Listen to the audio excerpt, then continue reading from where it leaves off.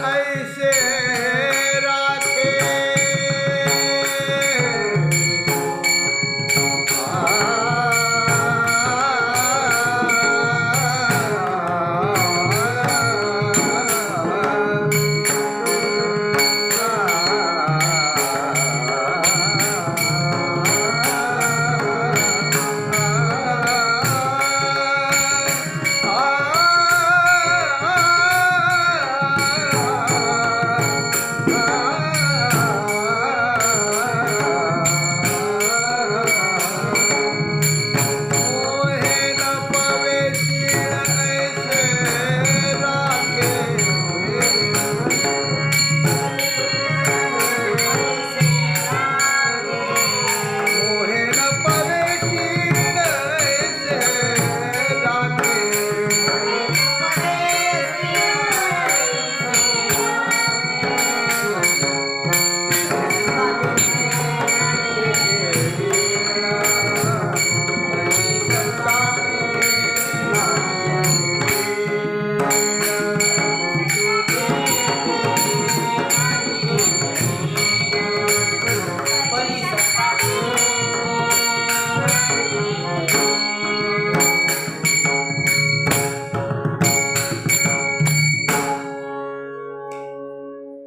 सेवेलागी सेवक झालो तुमच्या लागलो निज चरणा अहो स्वामी तुकया देवा यावरी न करावा अवेर सहजळीले उदकी वया तुम्ही रक्षिले आणि सत्ते अहो स्वामी तुकया देवा यावरी न करावा अवेर निळामणे धराल हाती तरी जालमती निरुपमा अहो स्वामी तुकया देवा यावरी न करावा अवेर संतांशी आवडे तो काळाचाही काळ संतांशी आवडे तो काळाचाही काळ समर्थाचे बाळ जीवी समर्थ परी सत्ता तेथे नाही एके वीण परी सत्ता तेथे नाही एके वीण मोहे न पवेशीण ऐसे राखे केले अन्यायते सांडवी उपचारे केले अन्यायते सांडी उपचारे न देखे दुसरे नाशामूळ केले अन्यायते सांडवी उपचारे न देखे दुसरे नाशामूळ तुका म्हणे मुख्य कल्पतरू छाया तुका म्हणे मुख्य कल्पतरू छाया काय नाही दया तये ठाई तेथे परी सत्ता तेथे नाही एके वीण मोहे न पवे क्षीण ऐसे राखे. जगद्गुरु संतश्रेष्ठ श्री तुकाराम महाराजांच्या अभंगगाथेतील क्रमाने आलेला 900 क्रमांकाचा अभंग आहे. प्रस्तुत अभंगात संतांचा अंकित होण्यानं मनुष्याला काय प्राप्त होतं याचं अलौकिक वर्णन तुकाराम महाराजांनी केलं आहे. हा अभंग सरळ सरळ सामान्य बुद्धीला, माझ्यासारख्या सामान्य बुद्धीला हा अभंग सरळ सरळ लागतच नाही, तो थोडा दुरान्वयानं त्या ठिकाणी लावावा लागतो अशी गोष्ट आहे. परंतु एक गोष्ट निश्चित अशा प्रकारची आहे की संतांना जो आवडतो तो काळाचाही काळ असतो. किती अलौकिक गोष्ट ही. संतांना आवडे तो काळाचाही काळ असतो. म्हणजे मनुष्य संतांच्या सेवेकडे प्रवृत्त होत नाही. प्रवृत्त झाले तर ती सेवा करायला त्याला संत मिळाले पाहिजेत. ते मिळाले की त्यांची सेवा करायला चान्स मिळाला पाहिजे. तो मिळाला तर ती सेवा त्यांच्या म्हणण्याप्रमाणे झाली पाहिजे. आणि इतक्या गोष्टी झाल्यानंतर मग त्यांना आपण आवडू लागतो. आणि मग त्यांना आपण आवडते झालो म्हणजे जो साधक संतांचा आवडता होईल त्याची योग्यता काळाचा काळ अशा प्रकारची आहे. गंमत आहे. काळाचा काळ, काळावर सत्ता चालते त्याची. फक्त संतांना आवडतं झालं पाहिजे. काळावर विजय मिळवण्याकरता खूप प्रयत्न आहे. काळाला विजय मिळवण्याचा उपाय पण आहे, प्रयत्न ते आहेत. पण माणसं काळावर विजय मिळवण्याकडे जातच नाहीत अशी गोष्ट आहे. आणि त्यामुळे संपूर्ण जगाला काळ खाऊन टाकतो. जगा काळ खाय म्हटलं, पुढचं आपण नंतर पाहू. तर जगाला काळ खातो. तर आपण किती बलवान झालो इथे. शरीराच्या शक्तीने झालो, पैशानं झालो, सत्तेनं झालो, बळानं झालो, अजून कशानेही व्हा तुम्ही, पुण्यानं व्हा, कशानेही व्हा. पण शेवटी काळ आपल्याला येऊन एखादी मांजर जीवनामध्ये. काळ जोपर्यंत दूर आहे तोपर्यंतच संधी आहे हरीच्या गुणाचं गाणं ऐकणं करायचं, भगवंताचं ध्यान चिंतन करायचं, सगळ्यांच्यावर हरी समजून प्रेम करायचं, स्वतः अहंकार न करता स्वतः नम्रता धारण करायची, इत्यादी जे साधन आहेत ते काळ दूर ठेवलाय तोपर्यंत. तो जवळ आला की सगळं संपलं. हातपाय गळून जातात माणसं. काळ जवळ आला म्हणजे काय होतं माहिती का? कोरोनाचा पॉझिटिव्ह रिपोर्ट आल्यावर जे वाटतं ते काळ आल्यावर वाटतं अशी गोष्ट आहे. आता कमी झालं आहे, जरा बरं झालं आहे, संपावं लवकर म्हणजे बरं आहे. तेव्हा काळ आल्यावर कोणाचंच काही चालत नाही. मग तो राजकारणी असो, तो कर्मचारी असो, तो पुढारी असो, तो मंत्री असो किंवा तो कुणीही असो, त्याच्यापुढे चालत नाही. आणि अशा काळाचा काळ म्हणजे काय म्हणतात तुकाराम महाराज हे बरोबर वाटतं. एक गोष्ट लक्षात ठेवा, आपण जे उपाय करतो सगळे जिवंत असताना आपल्या स्वतःच्या भल्यासाठी हितासाठी कृपा करून लक्ष देऊ नये का? आपण जिवंत असताना आपल्या भल्यासाठी जे उपाय करतो ते उपाय आपल्या जगण्यासाठी आपण करतो.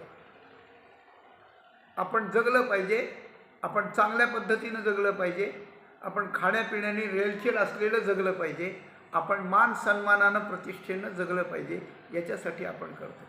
आपण मरण्यासाठी उपायच करत नाही. आणि काळ म्हणजे मृत्यूच आहे. काळ, मृत्यू, यम, दूत हे सगळे त्याचेच नाव आहेत. तिकडे जात नाही मी आता. पण काळ म्हणजे मृत्यू आहे ना, तर आपण मरण्यासाठी उपयोग करत नाही. तो मरण्यासाठी उपयोग नाही करत. तर मरण्यासाठी माणसाने उपाय केला पाहिजे. मरण्यासाठी उपाय केला पाहिजे. आपण आरोग्य असतो म्हणजे खाऊन पिऊन छान असतो. आरोग्य बिघडल्यानंतर काय करतो? चला दवाखान्यात. कशा करता? मरण्याकरता दवाखान्यात जातो आपण? नाही, जगण्याकरताच जातो. कारण आता दुखणं यायला लागलंय, मरण येण्याची शक्यता आहे, ते येऊ नये म्हणून दवाखान्यात जायचं ना. नाही, तसं नाही आहे. उलटी गोष्ट आपल्याला सांगेल मी आज, की माणसानं मरण्याकरता उपयोग करावा, मरण्याकरता उपाय करावा. म्हणजे काय, फास लावून घ्यावा, नदीत उडी टाकून द्यावी. नाही नाही नाही, तसं नाही. आपल्याला मरण चांगलं येण्यासाठी आणि आपलं मरण कायमचं संपण्यासाठी उपयोग करावा. माणसं उपयोग करतात, पण मरण तात्पुरतं संपण्यासाठी करतात. माणसाला माहिती एकदा मरावं लागतंच, पण आत्ता नको मरायला, ते पुढं ढकललं तर बरं आहे, असा दृष्टिकोन असतो. पण एक गोष्ट आहे की असा उपाय न करता तो उपाय थोडासा प्रारब्धावर सोडून द्यावा, प्रयत्न करावा, पण फार चिकाटी नाही आणि अट्टहास नाही करावा त्यात. तर आता येणारं मरण आपल्याला चांगल्या प्रकारानं आलं पाहिजे आणि या चांगल्या प्रकारानं येणाऱ्या मरणातून आपलं पुढचे जन्म आणि पुढचे मरण सगळं खंडून गेलं पाहिजे. अशा करता जो उपाय करतो तो जगात शहाणा आहे, लक्षात ठेवा. तो जगात शहाणा आहे. आत्ताचं मरण चांगलं आलं पाहिजे. म्हणून जगत असताना मरण्याची भीतीच बाळगू नका. येऊ द्या आलं तर मरण, ते येणारच आहे, येऊ द्या आलं तर. पण चांगलं मरण येण्यासाठी जर आपण उपाय करायला लागलो तर ते मरण आपल्याला अनुकूल होऊन येईल, ते मरण आपला मित्र बनवून येईल, ते मरण आपल्याला हस्तांदोलन करेल. चल मित्रा, आता तुम्हाला घेऊन जातो मी, असं म्हणायला येईल. आणि तसा प्रयत्न नाही केला तर तेच मरण क्रूर, कराल, अत्यंत भयानक रौद्र रूप धारण करून येईल, की ज्या वेळेला आपल्याला, तुम्ही बघा, ज्याला हार्ट अटॅक येतो त्याला बहुतेक उलटी किंवा संडास आणि लघवी जागेवरच होते एका वेळेला. हे कशाचं लक्षण असतं? हे भयानक घाबरल्याचं लक्षण असतं. बाकी शारीरिक असेल काही, सायन्स सांगेल आपल्याला, मला माहीत नाही ते. पण मुख्य गोष्ट की हे घाबरल्याचं लक्षण असतं प्रत्येक माणूस. पण घाबरून माणूस मरतो, तो परत सांगायला येत नाही ना मला किती भीती वाटली ते. पण या लक्षणावरून अनुमान आपल्याला तर करता येतं ना. मग अनुमान जर करता येतं, मरण शरीर आहे म्हणून मरण येणारच आहे, हे त्याचं खाद्यच आहे. पण ते मरण येताना जर आपल्याला सौम्य होऊन आलं आणि त्याचा उपाय जर आपल्याला करता येत असला तर तो आपण का न करावा सांगा? का न करावा तो उपाय केला पाहिजे. म्हणून मरण चांगलं येण्याकरता, मरण सुधारण्याकरता आणि मरण संपण्याकरता या दोन गोष्टीचे जे उपाय आहेत ते आपण केले पाहिजे. त्याच्याकरता अनेक उपाय सांगितले. इथे सगळ्या उपायांचा ओहापोह करायचा नाही, पण यातला एक उपाय ठोस असा तुकाराम महाराज सांगतात, संता आवडे तो काळाचा काळ. म्हणजे मृत्यूवर विजय मिळवणारा, एवढाच अर्थ करू आपण इथे, नंतर पुढे पाहू. तर मृत्यूवर विजय मिळवणारा तो असतो की जो संतांच्या आवडीचा साधक बनतो, संतांच्या आवडीचा साधक बनतो. एका तरी अधिकारी संतांना की ज्याचा मृत्यूवर विजय आणि जे दुसऱ्या साधकाला जन्ममरणातून सोडवू शकतात, असा ज्यांचा अधिकार आहे त्यांचे आपण गळ्यातले ताईत, त्यांच्या आवडीचे विषय आपण बनलो पाहिजे. त्यांची मर्जी आपल्यावर पूर्ण झाली पाहिजे. मग काळाची सत्ता, मग काळाची भीती नाही, मग तो काळाचा काळ आहे, अशी गोष्ट आहे. आता याच्यावर शंका येते. त्या शंकेसाठी थोडंसं बोलायचं असं की काळ म्हणजे जगावर सत्ता गाजवणारा ना. म्हणून काळाची सत्ता हाची बोल निरुता, ऐसे वाद पंडू सुद्धा क्षेत्रा लागी. ज्ञानेश्वरीच्या 13व्या अध्यायातल्या आणि मला वाटतं 3ऱ्या 4थ्या श्लोकात, 4थ्या 5व्या श्लोकावरचं हे वर्णन अशा प्रकारचं आहे की या शरीराचा बद्दलचं वर्णन हे असं म्हणतात. ते असे शास्त्र मतं सांगितले. त्यात एक मत आहे की काळाची सत्ता हेच शरीराचं आहे, दुसरं काही नाही. काळ याच्यावर सत्ता गाजवतो. हे काळाचे खाजे ऐसे नेणतू गेला, असं मौलीने म्हटलं अभंगात. तर काळाचं एक खाद्य आहे, काळ याला खायला येतो. आणि त्या काळाचा काळ जर हा होऊन बसला, कोण संताला जो आवडतो तो काळाचा काळ होऊन बसला तर हा एक. आता संत थोडेच आहेत, पण संत काही एक आहे का? संत पुष्कळ आहे. आणि प्रत्येक संताला 10-5 असे साधक दास असतील की नाही? असतील ना. म्हणजे त्या साधकाची संख्या संतांपेक्षा जास्त झाली आणि ते त्या संतांना आवडत असतील. मग संतांना आवडत असलेले जर काळाचे काळ होतात आणि हा काळ जर जगाला खातो आणि इतके काळावर काळ झाले तर त्याला या जगाचं कसं काय करता येतं, जगाला कसं खाता येईल त्याला? तेच त्याला खाऊन टाकतील ना, तेच त्याला खाऊन टाकतील. पण तसं नाही. ही जी उपपत्ती अशी लावता येते आपल्याला, लावती तर बघा तुम्हाला पसंत पडले का नाही, पडते का नाही ते. तर अशी गोष्ट आहे. काळाचा काळ कोण आहे पहिल्यांदा? तर पहिल्यांदा काळाचा काळ एकच आहे, त्याला म्हणतात भगवान श्रीहरी. बरं का? भगवान श्रीहरी काळाचा काळ आहे. म्हणजे काळाचा काळ आहे म्हणजे काळाला खाऊन टाकणारा नाही तो, कालाच्या रूपातही तोच आहे, पण कालावर नियंत्रण करणारा तो आहे, म्हणजे सत्ता गाजवणारा तो आहे. काळावर सत्ता गाजवणारा भगवान आहे, म्हणून तो काळाचा काळ आहे. मग तो एक काळाचा काळ आणि हे एक साधक काळाचे काळ होऊन बसायचे किती मोठे जाऊन, मग त्याची अनवस्था होईल ना. मग कुणी कुणाला खायचं आणि कुणी कोणावर नियंत्रण करायचं आणि कुणी कोणाची सत्ता गाजवायची. अरे केवढं राष्ट्र असलं, पंतप्रधान एकच असतो ना, दुसरा बळच हळद लावून बसायला आला तर उपपंतप्रधान, पण मुख्य पंतप्रधान एकच, राष्ट्रपती एकच. तसं ईश्वर हा काळावर सत्ता गाजवणारा आहे. दुसरे कुणी तुम्ही साधक जरी असला, महत्त्वाचं असलं तरी त्याच्या बरोबरीला नेऊन कसं बसवता येईल, काय बसवता येईल, अशी गोष्ट आहे. तर एक गंमत आहे याला, याची एक गंमत आहे. म्हणून परी सत्ता तेथे नाही एके विण, मोहे नपवे क्षीण ऐसे राखे. बरं का? तर काय आहे, काळावर सत्ता याचा अर्थ असा आपल्याला लावता येईल की संत हे भगवंताचे आवडते असतात. भगवान काळाचा काळ असतो, संत हे भगवंताचे आवडते असतात आणि साधक हे संतांचे आवडते असतात. संतांचं प्रेम साधकावर, भगवंताचं प्रेम जगावर, आपलं नाही संतावर. आणि भगवंताचं प्रेम जसं संतावर असतं तसं संतांच्या शिष्यावर पण असतं, शिष्यावर पण असतं. एकनाथी भागवतात वर्णन आहे, मला ओव्या आठवत नाही पण सांगतो, भाव सांगतो नुसतं, की भगवान म्हणतात उद्धवाला की उद्धवा, माझे जे संत आहेत आणि त्यांच्यावर ज्यांची खूप श्रद्धा आहे ते त्या संतांची सेवा करतात, असे त्यांचे जे शिष्य आहेत, त्यांचे जे भक्त आहेत, ते मला त्या संतांपेक्षा फार आवडतात, असं भगवान म्हणतात. कसे आवडतात?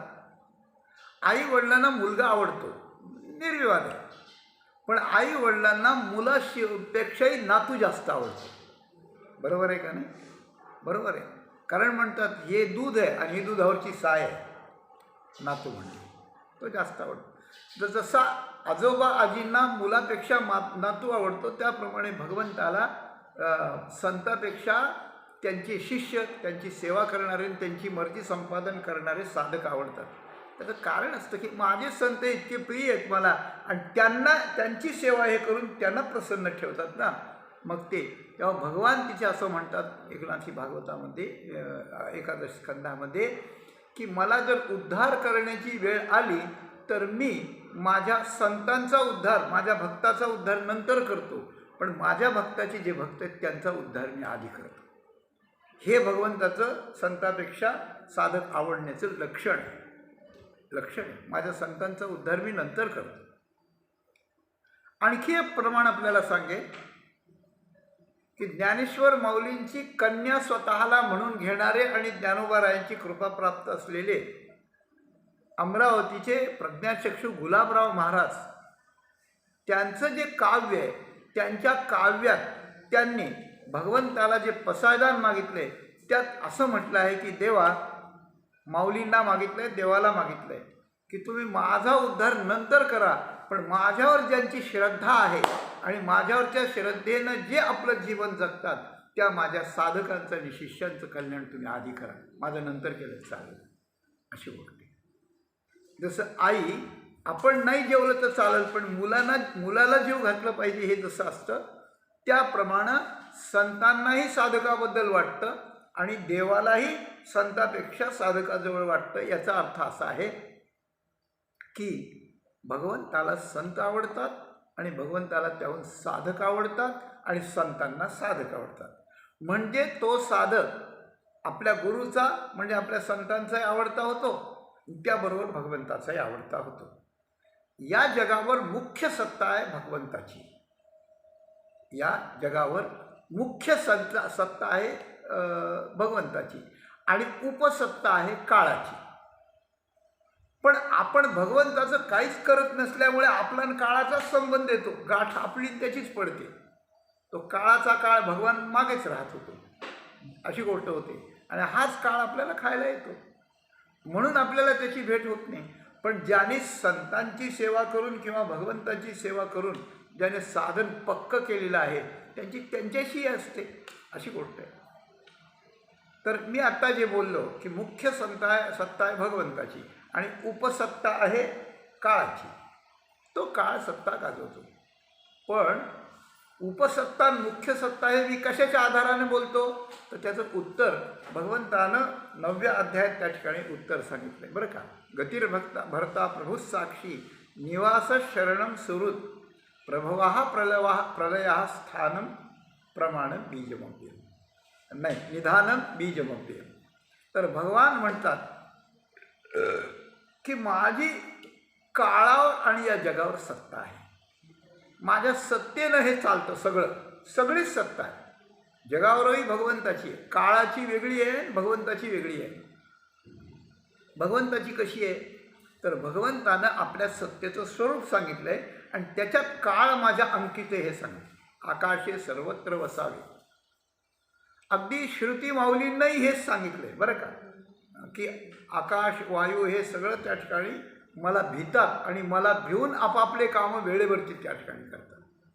सूर्य उगवतो, म्या काय आकाशे सर्वत्र वसावे. या आकाशाला मी सांगितलं, काय सांगितलं, भगवान म्हणतात आकाशाला मी सांगितलं काय, तू सगळीकडे मला हजर पाहिजे. तू कुठे तुझी अब्सेंटी नाही लागली पाहिजे. तू गैरहजर आहे असं मला दिसलं न पाहिजे.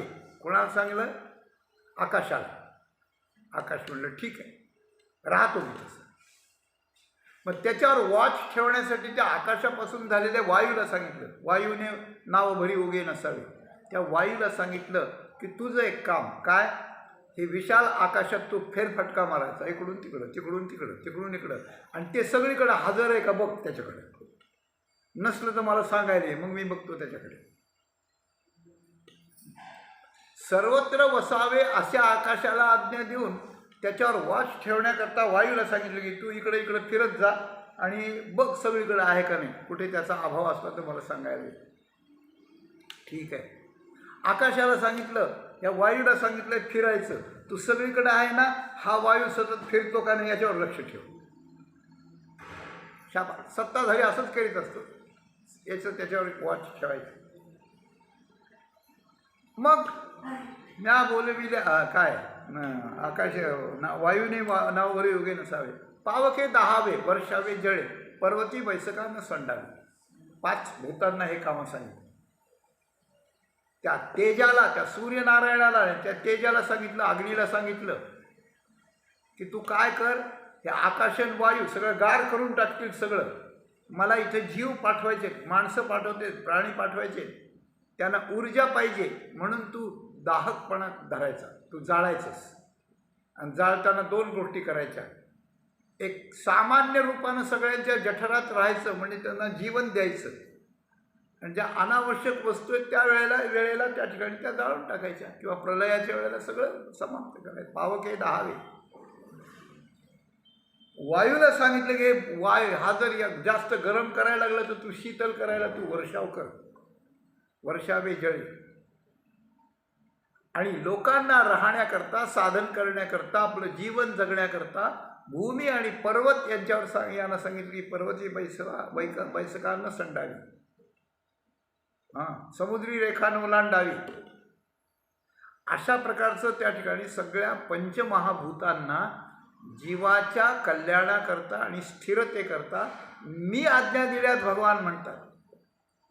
मग या जन्म घातलेल्या जीवाला काय केलं पाहिजे, त्यांनी आपल्या निर्वाहाकरता आणि उद्धाराकरता दोन्ही गोष्टी करता काय करावं लागलं, त्याकरता मी वेद निर्माण केला आणि त्याला सांगितले तू बोल, म्या बोलविल्या वेद बोल, तू बोलत जा, सांग.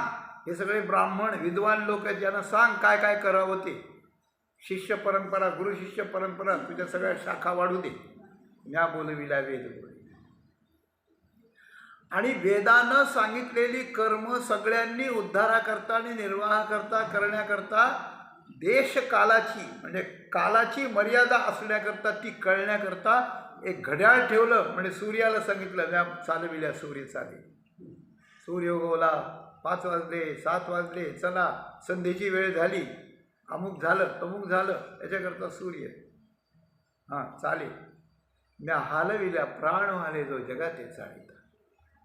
प्रत्येक जो प्राणी म्हणून आहे की जो श्वासामुळे जगतो आहे, त्या सगळ्या श्वासांवर सगळ्यांना जगविणारा जो प्राणवायू आहे, एक कॉमन समष्टी वायू वेगळा आणि प्राणवायू वेगळा.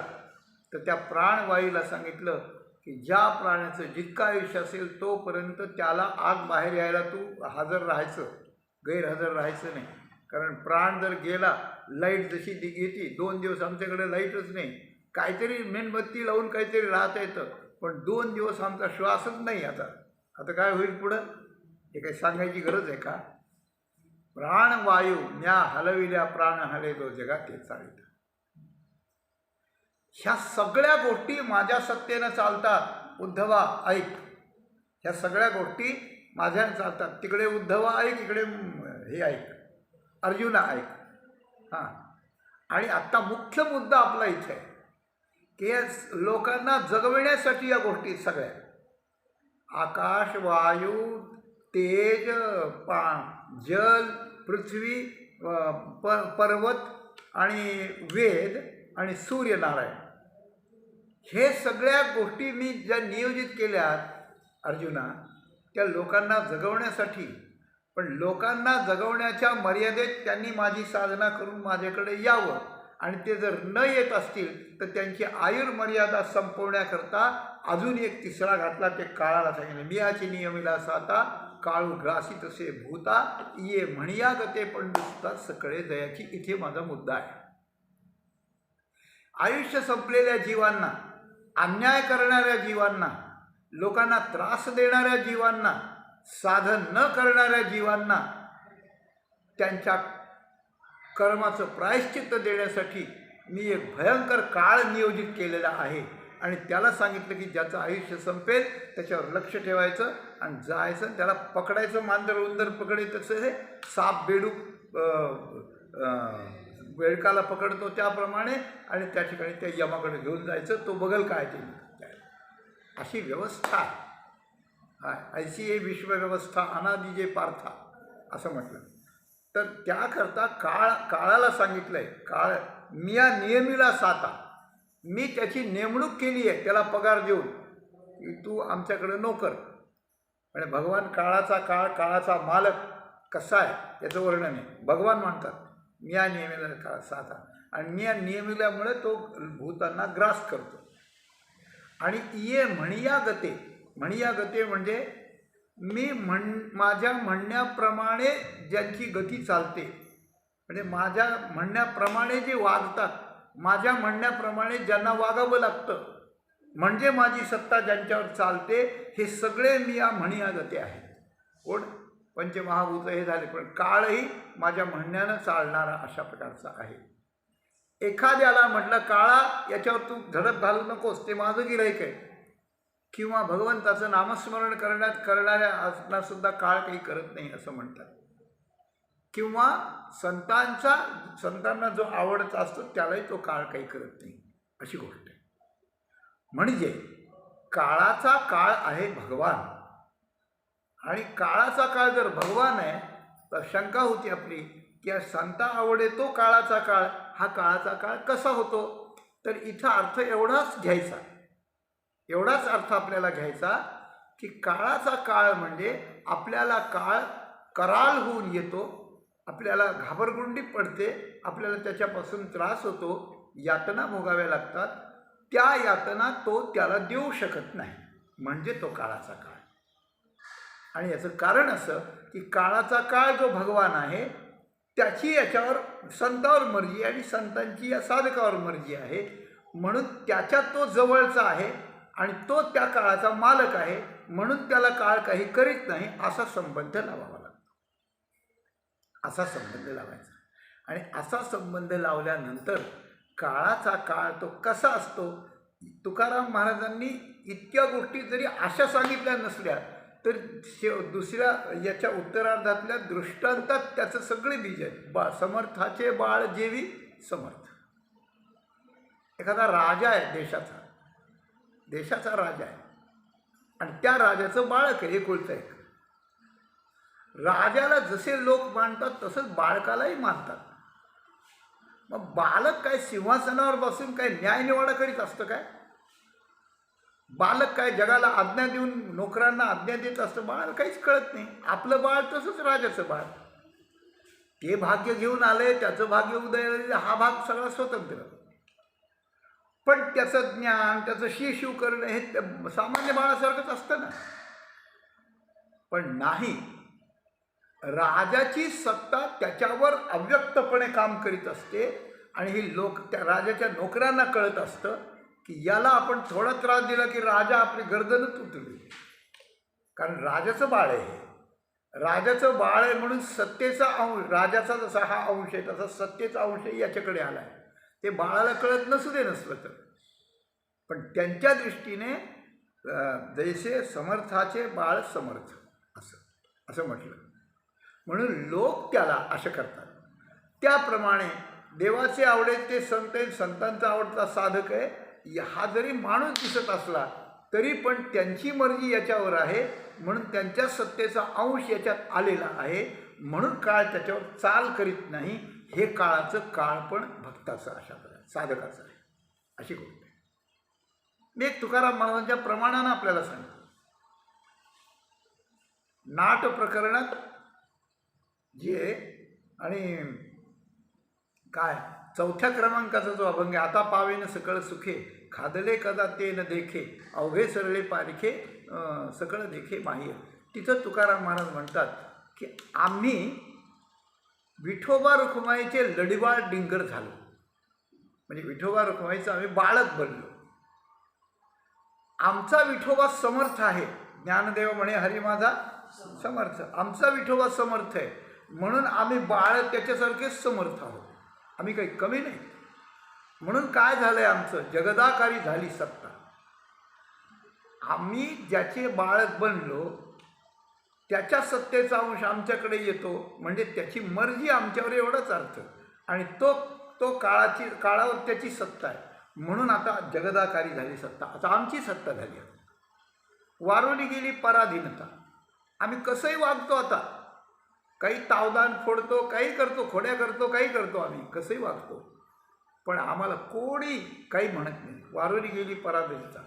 अवघे आपुलेचे आता. हे सगळं जे जग आपलंच झालं आहे. आम्हाला लाज आणि चिंता दुरावी. लाज नाही, चिंता नाही, काही नाही राहिली.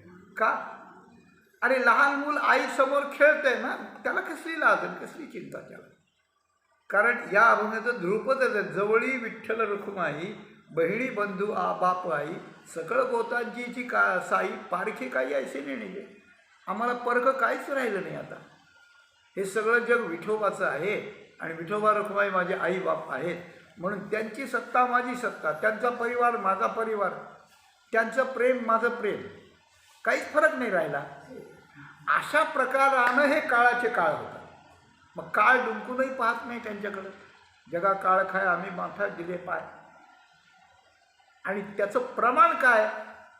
आपल्याला आता काळावर सत्ता झाली किंवा काळ आपल्याला काही करू शकणार नाही, याचं प्रमाण काय? संतांची आवड आहे तोची जाणार, तोची काळाचा काळ.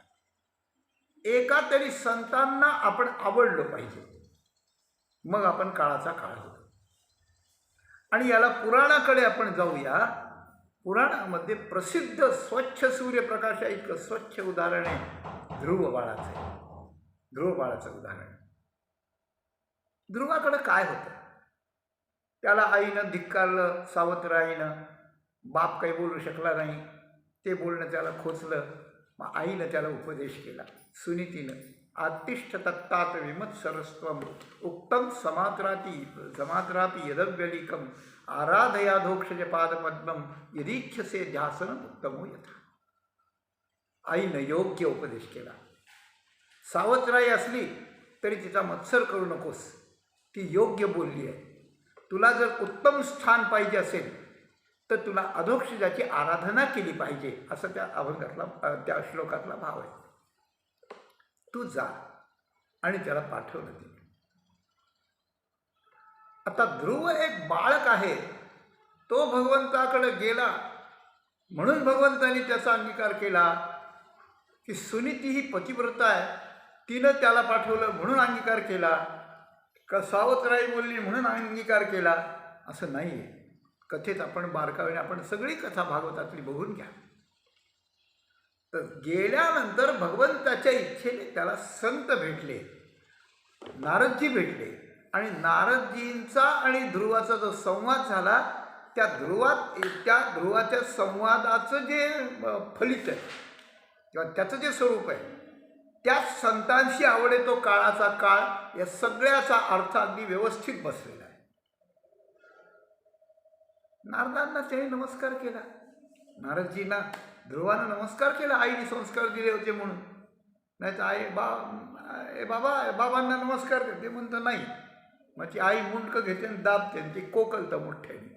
तसं नाही, ध्रुवाने साष्टांग नमस्कार केला, आशीर्वाद दिला. अरे राजाचा मुलगा, राजविंडा पुत्र, राजपुत्र, आणि जंगलात एकटाच चाललास, कसा चालला, कुठे चालला, काय करतोस? मग त्यांनी सांगितलं सगळं थोडक्यात. त्यांनी सांगितलं, अरे काय तू. नारदांना त्याची परीक्षा पाहायची होती, त्याचं धैर्य पाहायचं होतं. तो जाण्याला योग्य केले, त्याला भगवंताची प्राप्ती होईल की नाही, किंवा त्याचं मोठेपण जगाला दाखवायचं होतं. काही उपपत्ती लावा तुम्ही. तर ते म्हणतात, अरे वेडायस तू, काय तुला राज्य पाहिजे ना, चल मी तुझ्या बापाला सांगतो, तुला राज्य द्यायला सांगतो. मला नाही, तसं नाही, मला जे मिळवायचं ते मी भगवंताकडून मिळवणार. माझे भगवंत देतील, मला काय देतील ते. राव बोले देईन पाच गाव, देव बोले देई, ध्रुव बोले देईन देव राव. नाही मला त्याला. अरे हट्ट कशाला करतोस इतका हट्ट कशाला? अरे बाबा लहान आहे ना तू. सावत्राई बोलली, काय बोलणं, मान अपमान. लहान मुलाला कशाला एवढा अपमान पाहिजे, मान पाहिजे रे? कोणी काही बोलताय, काही बोलताय त्याला नाही. पण मला समजतंय ना, ज्याला समजलंच नाही तो काहीच नाही करत. पण मला समजलंय की हे वाक्य असे खोसक आहे, ते नाही ठीक आहे. मग त्याला विचारलं, अरे तू मोठा आहे, मग शहाणा आहे, तू साधू आहे. अरे मग साधूला मान आणि अपमान सारखाच असतो ना. साधूला, लहान मुलाला मान अपमान सारखा असतो, समजत नाही म्हणून. आणि साधूला मान अपमान असतो, त्यांना सगळं काही समजतं म्हणून. मग त्याने म्हणलं, ऐका गुरुजी, मी मान अपमान न समजण्या इतका लहान मुलासारखा बुद्धू नाही आहे, आणि मान अपमान बाजूला फेकून देण्या इतका मोठा महात्मा पण नाही. माझी मधली अवस्था आहे, आणि या मधल्या अवस्थेत मला हे कळतंय, म्हणून मी माझ्या जिद्दीने जाऊ इच्छितो. ठीक आहे, मग मी तुला राज्य देतो. नाही, असं राज्य मला नको आहे. मला असं ठिकाण पाहिजे की माझे वडील, वडिलांचे वडील, वडिलांचे वडील ब्रह्मदेवापर्यंत कुणीच त्या आसनावर बसलं नाही अजून. असं आसन मला हवं आहे. ठीक आहे. मग भय दाखवलं, आधी लोभ दाखवला, मग भय दाखवलं की तिथे वाघ आहेत, सिंह आहेत, खाऊन टाकतील तुला, मग कुठे राज्य भोगशील तू. तो म्हणला, नाही, मला ठाऊक आहे, माझ्या आईने मला कथा सांगितलेलं आहे की भगवंताकडे गेलेला त्याचं रक्षण भगवान करतो, भगवान माझं रक्षण करेल. आणि नसलं करायचं तर मेलं काय होत त्याला. भगवान जर रक्षण करण्याची योग्यता माझी नसेल तर माझं काय व्हायचं आहे मग पुढे. इतकी पोक्त आणि प्रौढ भाषा ज्या वेळेला नारदांनी ऐकली की याला संकटाला तोंड द्यायची तयारी आहे, याची भगवंताची निष्ठा पक्की आहे, याची अतूट अखंड स्थान मिळवण्याची जिद्द पक्की आहे, हे जर इतकं आहे तर नारदांना ध्रुव भावला आणि त्याने सांगितलं तत्तात गच्छ भद्रंते यमुनायास तटं शुचिः पुण्यम मधुवनं यत्र सान्निध्यम नित्यता हरेः जप्यश्च परमो गुह्या शिरोयतां मे नृपात्मज यम रात्रं प्रपठन पुमान पश्यति खेचरा. हे नारदांचे वाक्य. धन्य आहेस तू. आणि त्याला त्यांनी तात शब्द वापरला. तात शब्द वापरला. तात शब्द हा प्रौढ व्यक्तीला, श्रेष्ठ व्यक्तीला, आपल्या वडिलांना, वडील चुलत्यांना वगैरे वापरण्याचा शब्द आहे. आणि लाडानं लढिवाळपणे आवडत्या व्यक्तीला वापरण्याचं पण. मोठ्या व्यक्तीला म्हटलं तर वडील, धारे, गुरु अशा प्रकारे यांना तात म्हणण्याची पद्धत आहे. आणि छोट्याला तात जिथं म्हटलं जातं तिथं तो अत्यंत प्रेमाचा आणि मर्जीचा विषय असतो. तत्तात गच्छ भद्रंते, तुझं कल्याण असो. आणि त्याला तात म्हटलं म्हणजे नारदानं अत्यंत आवडीचा रिस्पॉन्स या श्लोकांतून दिलेला आहे. आणि जिथं नित्य सान्निध्य हरीचं असतं त्या वृंदावनात, त्या यमुना तटावर तू जा. यमुना तटावर जा, तिथे हरीचं सान्निध्य तुला लाभेल. तिथे अशी अशी साधना कर. आणि मी जो मंत्र देतो ओम नमो भगवते वासुदेवाय, हा मंत्र जर 7 दिवस रात्रंदिवस जर जपला, श्रद्धेनं जपला, अखंड जर जपला तर पुमान पश्चिती खेचरान. आकाशमंडलामध्ये अव्यक्त रूपानं घुमणारे जे योगी पुरुष असतात अशा एखादा महात्मा त्याला भेटतो 7 दिवसाच्या या जपानंतर. असा हा जप गुह्य आहे. म्हणजे मंत्र सांगितला, ठिकाण सांगितलं, साधन सांगितलं.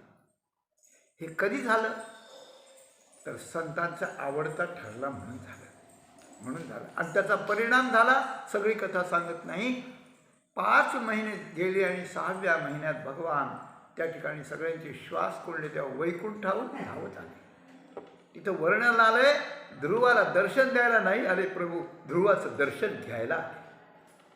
की असा कोण बालक, असा कसा बालक आहे हा की माझ्याकरता त्याने सर्वस्वाचा त्याग केला. पुढचा भाग राहू द्या. परंतु भगवान आले म्हणून संतांना जो आवडतो ध्रुवासारखा साधक तो देवालाही आवडतो. म्हणजे संतांनी पाठवलं, आता देव भेटायला आला. आणि संतांनी देवाला भेटायला देव आला तर त्याकरता तो काळाचा काळ कसा होतो तर देव काळाचा काळ आहे. आणि देवानं याला जवळ घेतलं म्हणून काळाच्या दृष्टीने भगवानाने हे बरोबरीचे झाले ना. भगवान माझा काळ आहे तर हाही माझा काळ आहे असा त्याचा अर्थ झाला. आता त्याचे पुढचं प्रोसिजर आहे का? पुढचं काय आहे की ज्या वेळेला ध्रुव भगवंताला भेटला, भगवंताने वर माग म्हटलं, तो त्याने काही आडेवेळे घेतले. मग भगवंताने त्याच्या गालाला शंख लावला, मग त्याने स्तुती केली. आणि शेवटी भगवान म्हणाले मी तुला देतो, तू आता जा, तू राज्य कर आनंदानं. आणि तू बद्रिकाश्रमाला येशील त्यावेळेला तुला विमान येईल आणि मग तुला ते आढळपद मिळेल. थोडक्यात सांगतो. त्याप्रमाणे ध्रुव आला, त्याचं सगळं स्वागत झालं. ती आई पण अनुकूल झाली, बापही अनुकूल झाला, त्याला राज्यही मिळालं. आणि सगळं झाल्यानंतर तो जेव्हा बद्रिकाश्रमाला आला तेव्हाच असं वर्णन आहे. संतांशी आवड आहे तो आत्तापर्यंत झालं, काळाचाही काळ कसा आहे त्याचं वर्णन इथे. बद्रिकाश्रमाला येऊन उतरत्या वयात, वृद्ध वयामध्ये ध्रुवाने जेव्हा हे केलं त्यावेळेला एके दिवशी आकाशमंडलात घण घंटा वाजू लागल्या. हे विमान आलेलं पाहिलं आणि ते विमान पृथ्वीपासून काही अंतरावर, देवांचं विमान पृथ्वीवर थांबत नाही म्हणून अंतरावर थांबलं. नंद सुनंद नावाचे 2 पार्षद आले होते. त्यांनी विनंती करून ध्रुवाला बोलावलं की तुम्ही विमानावर चला. पुढे ते आल्यानंतर थोडं उंच होतं. विमान आला, जशा पायऱ्या केलेल्या असतात खालून वर चढत जायचं तशा तिथे पायऱ्या नव्हत्या, काही अंतर होतं. ध्रुव इकडे पाहू लागला, काय करावं. इतक्यात कोणीतरी एक पुरुष समोरून येत होता. तो पुरुष आला आणि काही न बोलता त्या विमानाच्या जवळ उभं राहून असं त्याने खाली मस्तक केलं. आणि ध्रुवानं त्याच्या मस्तकावर पाय दिला एक आणि दुसरा पाय विमानात ठेवला आणि ध्रुव विमानात बसला. हा पुरुष कोण होता? तर भागवतकार म्हणतात हा पुरुष म्हणजे काळ होता. काळ. जगा काळ खाय आम्ही माथा दिले पाय, त्याच्यासारखं तुकाराम महाराज म्हणतायत. बघा केवढा मोठा अधिकार आहे. तेव्हा असं त्या ठिकाणी सांगितलं, ददर्शांतकमागतम मृत्योर्मूर्ध्निपदम दत्वा आरुरोहात भूतं ग्रह.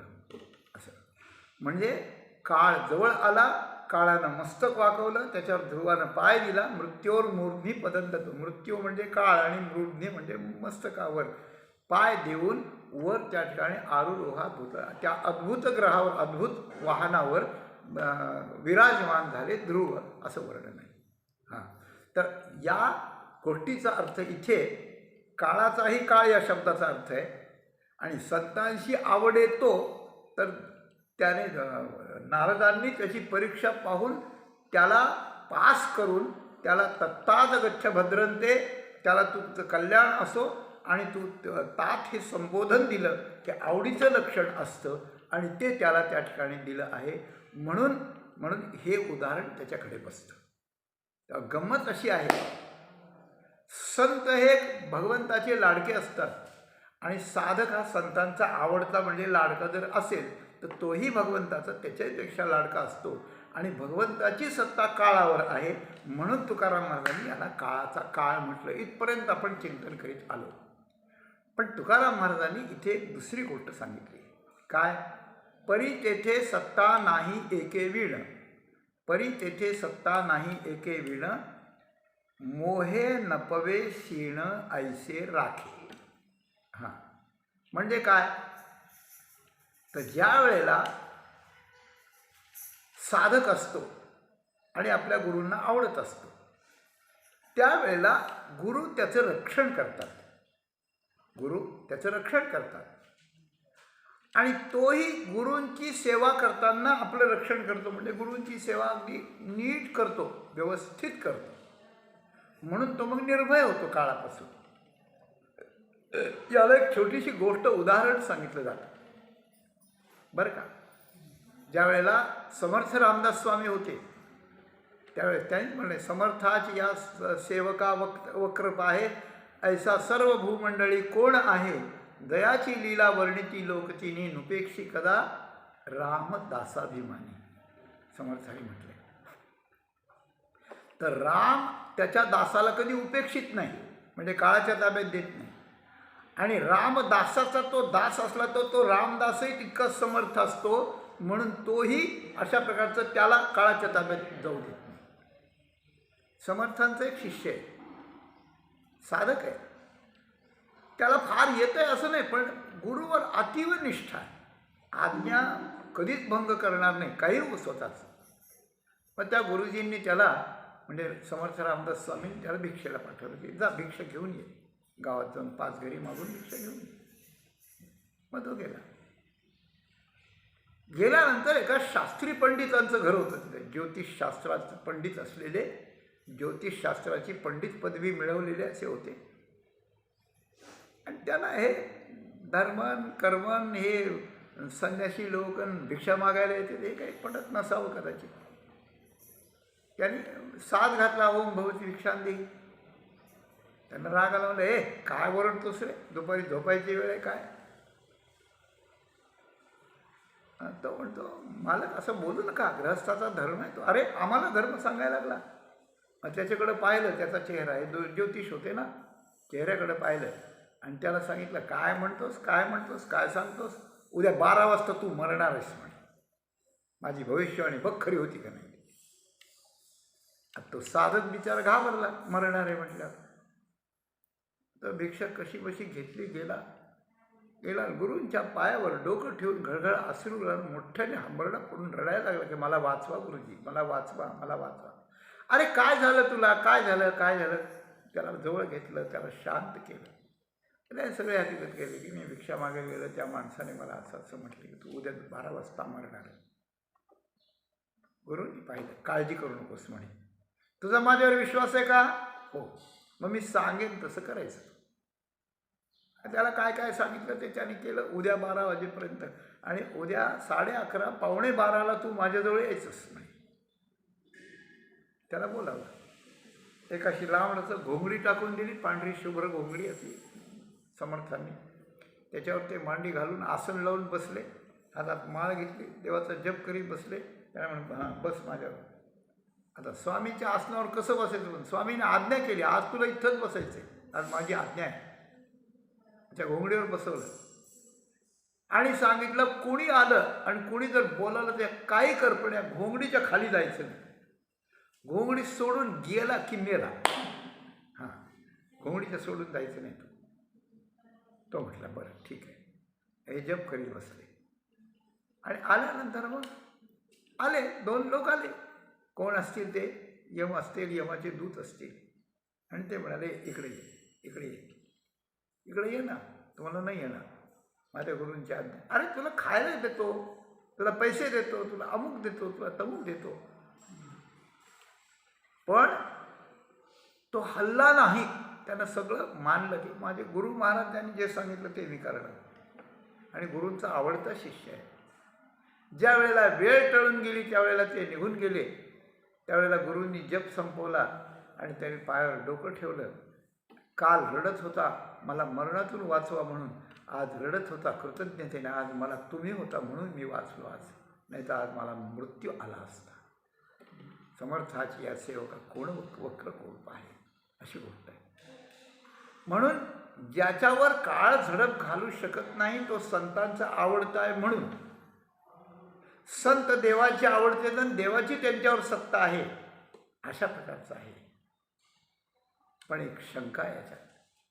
हां, काय तर परी तेथे सत्ता नाही एके वीण, तेथे सत्ता नाही एके वीण, मोहे न पवेसीण ऐसे राखे.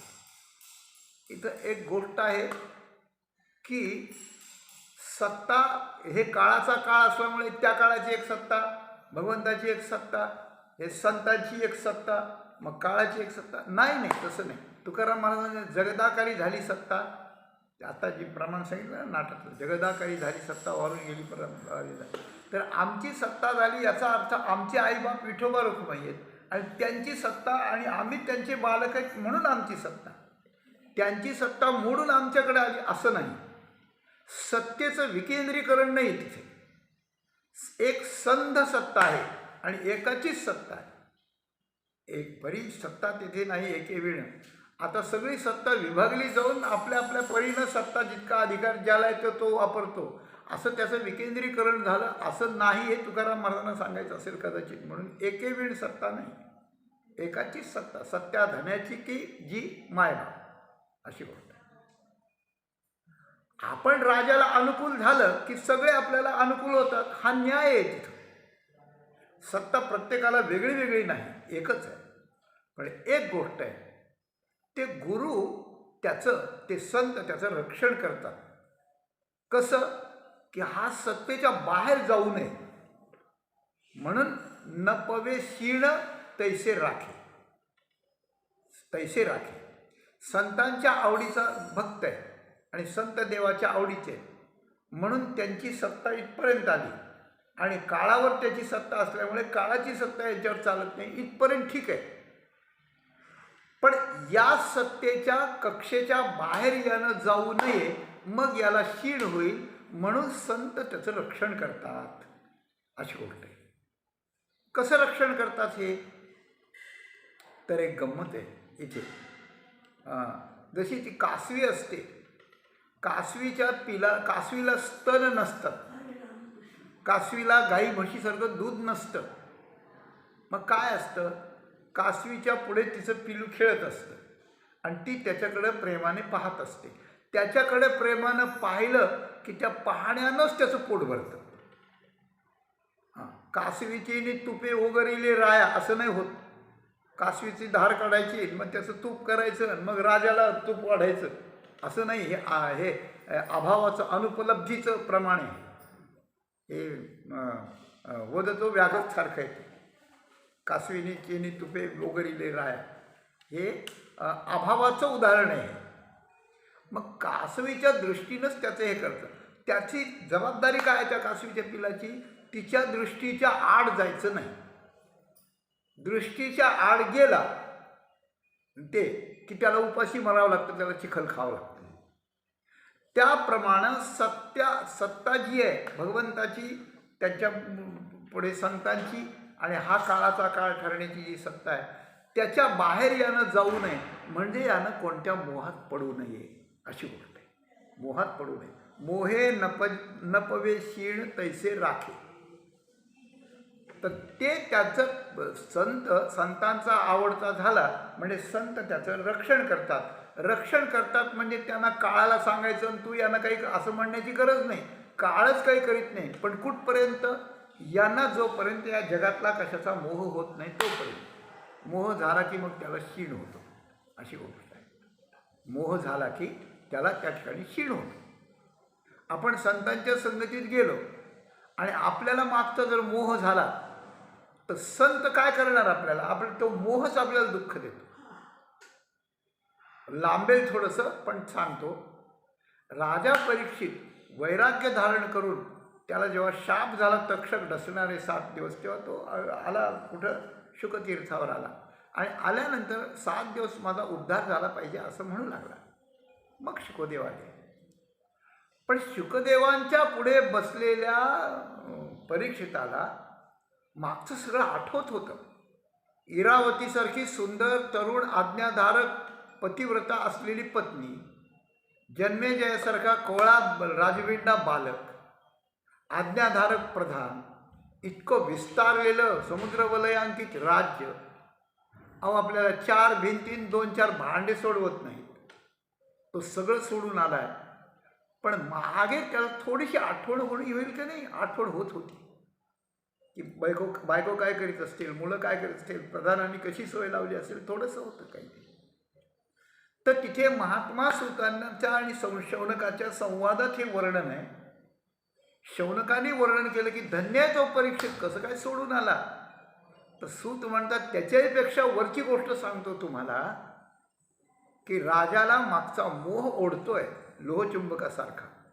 आणि जोपर्यंत मोह ओढतो आहे तोपर्यंत शुकदेव त्यांच्या पुढे श्रीमद भागवताच्या रहस्याचं भांडार खोलीत नाही. कारण त्याचा अधिकार नाही भागवत ऐकायचा तोपर्यंत, मोह सुटल्याशिवाय.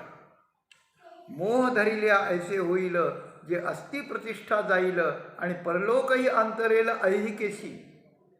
मोहात गृहीत्वा सद्ग्रहान प्रवर्तन्ते अशुची व्रताः. मोहात स्मृतिभ्रंशात बुद्धिनाशात प्रणश्यती. कितीतरी प्रमाण आहे, मोहाचे प्रमाण आहे. म्हणून कासवीच्या पिलानं जसं दृष्टीच्या पलीकडे जाऊ नये, त्याप्रमाणे संतांच्या दृष्टीच्या पलीकडे साधकानं जाऊ नये, म्हणजे त्याला कशाचा मोह होऊ नये. मोह झाला की त्याला सगळं इकडचं संपलं, सत्ता संपली. मग सत्ता संपली. मग काय? मग भगवान शुकदेवांनी जे अगोदरचे जे काही सांगितलं, राजाच्या प्रश्नाचे उत्तर दिलं, त्यात स्वतःची शक्ती वापरून किंवा शक्तीचा परिणाम होऊन शुकदेवांच्या अस्तित्वाच्या आणि सान्निध्याच्या शक्तीनं तो मोह त्यांनी याचा घालवला परीक्षिताचा. मग त्याने मोह सोडून दिला आणि आता माझं कोणी नाही, आता मीच एकटा आहे, माझे गुरुजी असं जेव्हा झालं त्यावेळेला अधिकार प्राप्त झाला. मग चतुश्लोकी भागवताच्या वर्णनापासून पुढची सगळी कथा त्यांनी सांगितली आणि त्यामुळे परीक्षिताचा उद्धार झाला. तर मोहे नपवे शीड ऐसे राखे. तर ते त्याचं रक्षण करतात साधकाचं, काळाच्या याच्यावर धडक पडू नये म्हणून. तर याला मोह होऊ नये आणि याला त्या मोहामुळे शीड होऊ नये म्हणून त्याचं रक्षण करतात. कसं रक्षण करतात ते 3ऱ्या चरणात सांगितलं. काय? 3रं चरण आहे, केले अन्याय ते सांडवी उपचारे, न देखे दुसरे नाशामूळ.